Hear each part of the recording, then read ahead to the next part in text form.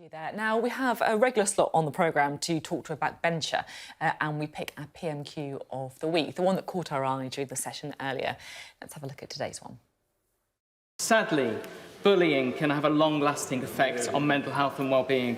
So today, the Diana Award are raising awareness about bullying in schools and online, and with the Don't Face It Alone campaign. So will the Prime Minister please join me in encouraging any young person experiencing bullying to speak up and speak out?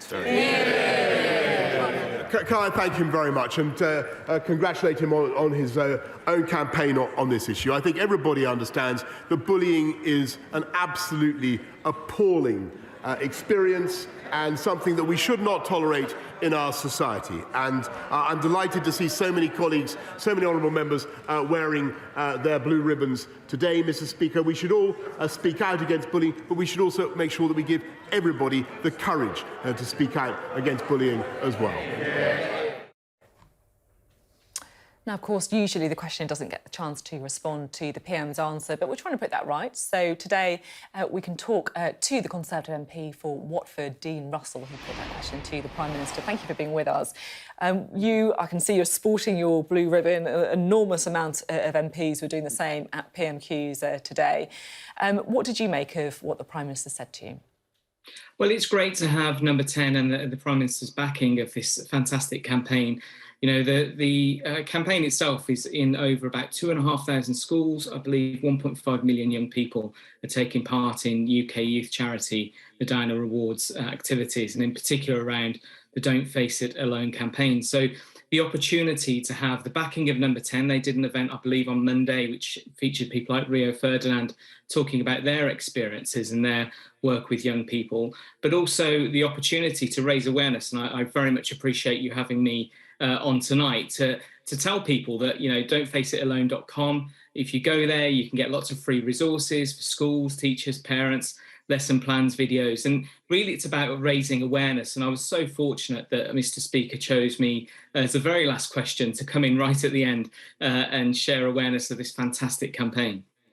I've been really struck with some of the interviews that I've done recently, and also some of the stories that have been shared on social media by some pretty high-profile MPs about their own experiences of bullying. And I know it can be quite a difficult thing to talk about because it's one of those things that people tend to kind of bury quite deeply inside because it's very painful. You know, I spoke to Nadeem Zahawi, the Education Secretary, who was talking about being chased around a park and dunked underwater in the pond by bullies. Brandon Lewis, the Northern Ireland Secretary, tweeting today saying that he was bullied as a teenager. He's dyslexic, he was overweight, he was seen as an easy target. Older kids thought I was too stupid to succeed, too fat to be taken seriously. You know, how important is it, do you think, that people in these positions are open about some of the difficulties that they faced when they were younger?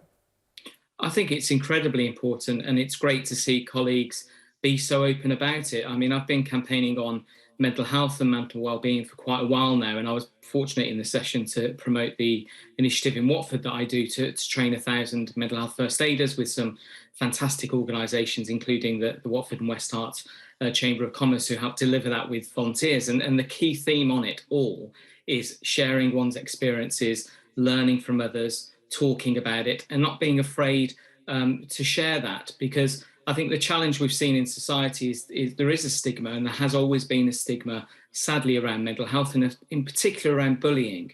And I think actually what this campaign's trying to do is get people to talk about it, to don't face it alone, as it's called, and as the main phrase of it. But actually what it's about is to speak out, but also to speak up. And if you're seeing bullying in the school or your friends and someone's struggling because of it, you know, support them, speak up about it, and let people know, because invariably, when I've spoken to children about this and young people, when they do make that move, actually it totally removes the bully's power. Okay. And actually the power that the bullies often have is to keep people silenced and keep them, you know, so in their control. And actually that's where you can speak up and diminish that. So important, really important. Thank you so much for coming on. Really important interview to give. Thank you. Thank you.